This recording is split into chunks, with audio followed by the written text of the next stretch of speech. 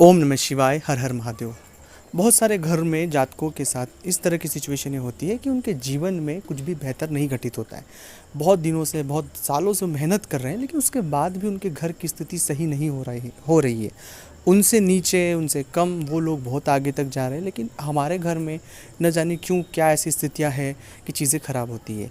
दूसरा यह भी कारण है कि घर के लोगों में बहुत अनबन बनी रहती है। तीसरा है कि कोई व्यक्ति घर में होता है जो इतना अपनी चलाता है चीज़ों को लेकर, अकल है नहीं, लेकिन उस घर को इस तरह से वो चलाना चाह रहा है कि सब, जैसे उन्हें सब कुछ चीज़ें आती हैं और वहाँ से चीज़ें ख़राब हो जाती है। घर में कई बार ऐसी सिचुएशनें भी बहुत से जातकों के यहाँ देखी है कि उनके घर में अनायास ही कोई ना कोई घटनाएं घटित होती रहती है।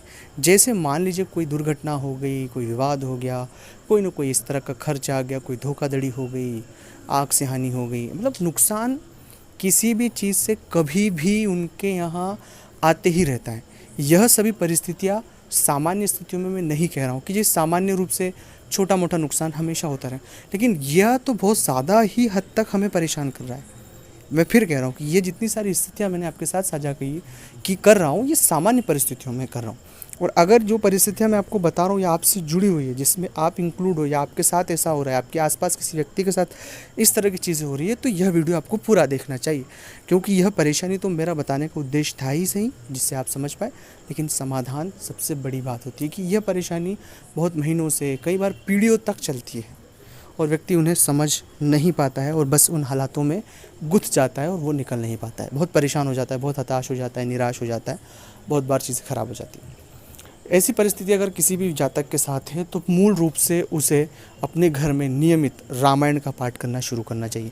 अब मैं ये बात क्यों कह रहा हूँ रामायण का पाठ करने की? जहाँ रामायण का पाठ होता है वहाँ दरिद्रता का नाश होता है।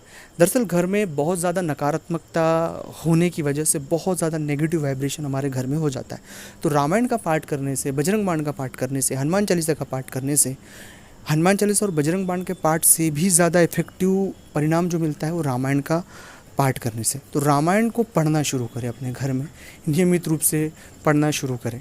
अब जब आप रामायण पढ़ेंगे तो भगवान हनुमान जी महाराज उसे श्रवण करने आते हैं, और जब हनुमान जी महाराज श्रवण करने जिस घर में आते हैं तो वहाँ पर बहुत सारी परेशानियाँ स्वाभाविक रूप से ख़त्म हो जाती है। ये बहुत, मैं खुद अपने निजी तौर पर भी ये प्रयोग करता हूँ, रामायण का पाठ करता हूँ नियमित रूप से।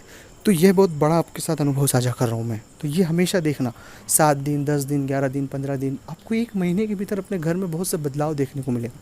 पर नियमित धूप अगरबत्ती लगाकर श्रद्धापूर्वक आप रामायण को पढ़ना शुरू करें। दूसरा प्रयोग है कि जो भी जातक इस तरह के फेर में उलझे हुए हैं, आर्थिक फेर में उलझे हो, पारिवारिक फेर में उलझे हो, महिलाओं के तम प्रकार की परेशानियां होती हैं महिलाओं को अपनी, इस तरह के किसी भी फेर में अगर वो उलझे हुए हैं तो हर अमावस्या और पूर्णिमा को अपने घर में भगवान सत्यनारायण की कथा अनिवार्य रूप से कराएं, क्योंकि इस कलयुग के जो देवता है भगवान सत्यनारायण ही है। तो अगर आप उनकी कथा, पूजा अर्चना करेंगे तो मैं आपसे वादा करता हूँ कि बहुत जल्द आपके जीवन में एक सकारात्मक बदलाव देखने को मिलेगा। तो सत्यनारायण की कथा आपको अमावस्या और पूर्णिमा अनिवार्य रूप से करना ही चाहिए। तीसरा प्रयोग है कि अगर आपने मंत्र नहीं लिया है, मंत्र जप नहीं किया है, मंत्र जप नहीं है आपके पास, तो ज़रूर मंत्र जप करें। और अगर आप पुरुष हैं तो महिलाओं का विशेष सम्मान करें, महिलाओं से बदतमीजी से बात ना करें, उनसे बहुत सलीके से पेश आएँ, क्योंकि इस कलयुग में जहाँ पर महिलाओं का सम्मान होता है, पूजा होती है, वहाँ ईश्वर का वास होता है। अगर अच्छा लगा हो ये वीडियो तो लाइक करें, शेयर करें, कमेंट्स करें। ओम नमः शिवाय, ओम नमः शिवाय।